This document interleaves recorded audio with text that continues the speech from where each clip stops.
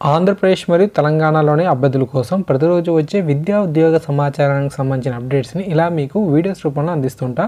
కొత్త వారైతే channel subscribe చేసుకొని సపోర్ట్ చేయండి. నచ్చితే వీడియోని లైక్ చేయండి, పది కూడా షేర్ చేయండి. Hi guys, Mahesh friends. ఆంధ్రప్రదేశ్లో ఈ రోజు వచ్చిన ముఖ్యమైన అప్డేట్స్ కనుక చూసినట్లయితే మొదటిగా గ్రామవాంటికి సంబంధించి హైకోర్టులో దాఖలైన వ్యాజ్యం అనేది కొట్టువైతే గురవ్వడం జరిగింది.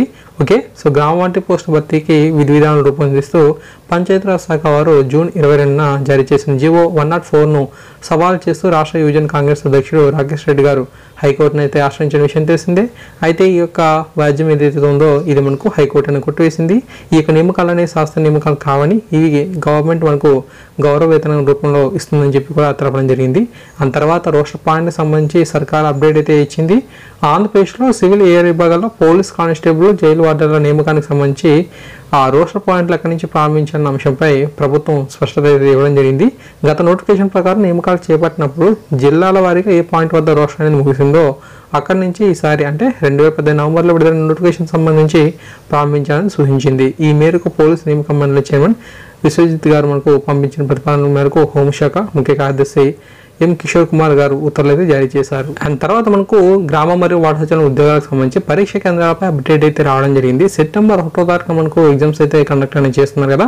సో ఇక ఎగ్జామ్కి మనకు 15,64,185 మంది అభ్యర్థులు అయితే పాల్గొంటున్నారు. అందువల్ల ఏంటంటే మనకు 6,123 పరీక్ష కేంద్రాలను రాష్ట్ర వ్యాప్తంగా ఏర్పాటు చేయబోతున్నారట.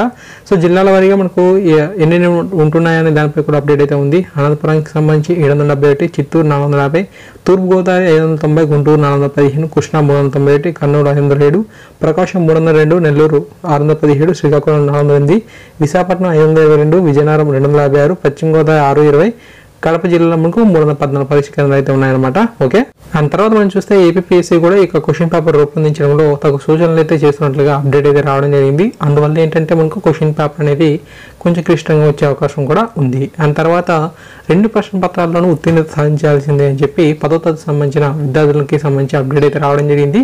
ఆంధ్రప్రదేశ్లో గతంలో మనం చూసినట్లయితే క్వశ్చన్ పేపర్ సంబంధించి 35 మార్కులు సాధించినట్లయితే ఉత్తీర్ణత అయినట్లుగా భావించేవారు. అయితే మనకు కొన్ని మార్పులు అయితే చేయడం జరిగింది. అంతర్గత మార్కులని తొలగించడంతో మనకు కేరళ, కర్ణాటక, తమిళనాడు రాష్ట్రాల్లో ఏ విధంగా మనకు 10వ తరగతికి సంబంధించిన ఎగ్జామ్ విధానం అయితే ఉందో సో అదే విధానాన్ని ఇక్కడ తీసుకురాబోతున్నారు. హిందీ తప్ప మిగతా అన్ని సబ్జెక్టులకు కూడా 2 క్వశ్చన్ పేపర్స్ అయితే ఉంటాయన్నమాట. ప్రతి క్వశ్చన్ పేపర్ని 50 మార్క్స్ కింద కండక్ట్ చేస్తారు.